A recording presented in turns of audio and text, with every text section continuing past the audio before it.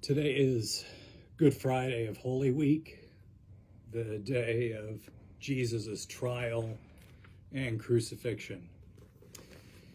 And at a very dramatic point, John chapter 19, verse 5, Pontius Pilate brings Jesus out and says, here, Jesus came out wearing a crown of thorns and a purple robe.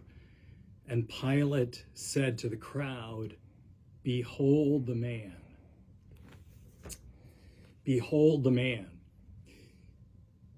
When we look at Jesus, who is it that we see?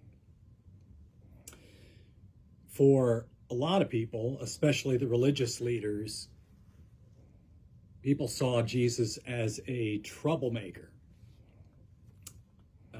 The zealots hoped that Jesus was going to kick the Romans out by force, and when he showed that he wasn't going to be that kind of a Messiah, they didn't have any use for him. The Sadducees really had thrown in their lot with the Roman powers.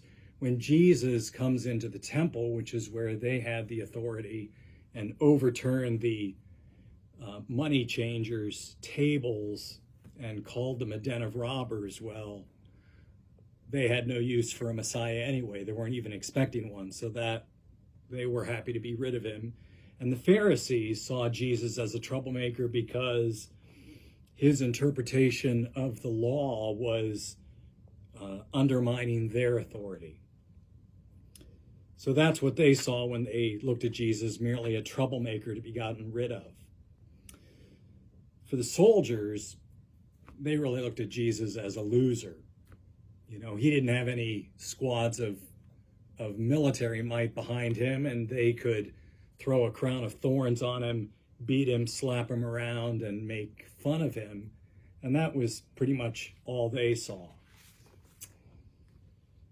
Herod, the political ruler of the Jews, kind of a puppet ruler, of course, looked at Jesus as a joke. If Jesus wasn't going to do some parlor tricks or miracles for him, well, he would just throw a purple robe on him in mockery and send him back to Pontius Pilate.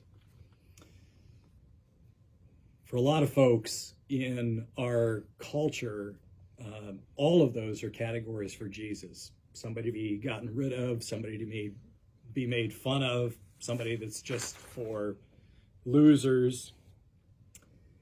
Then you have Pontius Pilate, who, by saying, "Behold the man," has got maybe a little bit more going on, but ultimately is saying, what a pathetic figure. You know, great teacher, great ruler, but he's sort of caught up in circumstances beyond his ability to control, and what a tragic figure.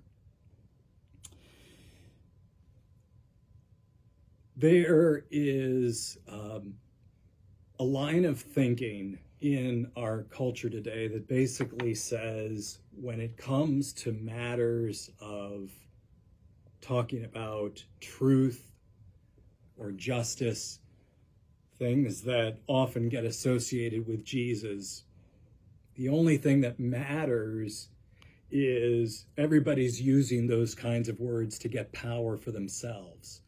There's a guy by the name of Michel Foucault, and if you've gone to college or have a kid who's gone to college, they probably have been very influenced by ideas from Foucault.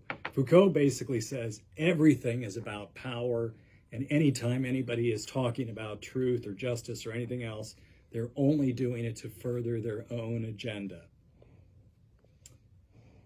But Jesus, in talking to all of these different groups, is entirely consistent with how he presents himself and what he says about himself. And ultimately, Jesus is not using truth as a way to get power for himself, but rather truth to serve. Mark 10:45, the Son of Man did not come to be served, but to serve, and to give his life as a ransom for many. Foucault said the only place that you could get beyond the claim of power is through death.